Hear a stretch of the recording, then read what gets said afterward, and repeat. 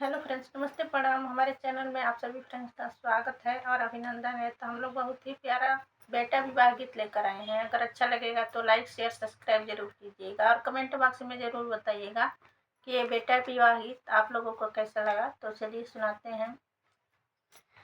हाथी घोड़ा साजी के बरतिया कवन दुल्हा चले हो।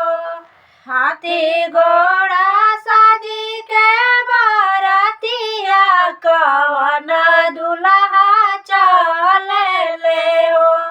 साजल सुजल बरियतिया नदी के तीरे रुकल हो।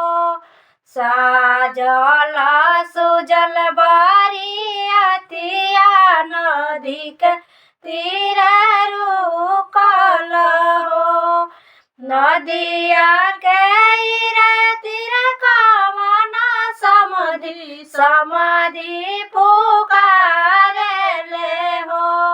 नदिया के तीरे कवन समाधि पुकारेले हो। भेजना कवन समाधि नैया हो चढ़ियाइबो। भेजना कवन समाधि नैया हो चढ़ियाइबो। नाही हमरे नैया से बरिया नाही घरे के वट हो। नाही हमरे नैया से बरिया नाही हो घर के वट हो। नाही हमरे नैया से बरिया नाही हो घर के वट।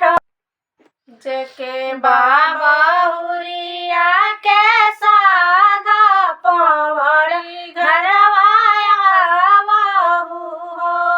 जेके बाबा हुरिया के सादा पवड़ी घरवाया बहू हो। हाथी घोड़ा साजी के बरतिया नदी के तीरे रुकल हो। हाथी घोड़ा साजी के बरतिया नदी के तीरे रुकल हो। नदिया के तीरे दुल्हावा पुकारेले हो। नदिया के तीरे दुल्हावा पुकारेले हो।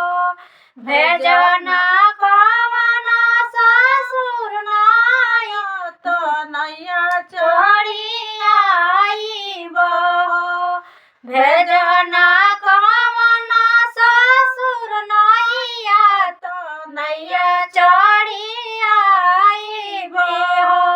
नाई घर नैया से केवट नाही हो गवा केवट हो।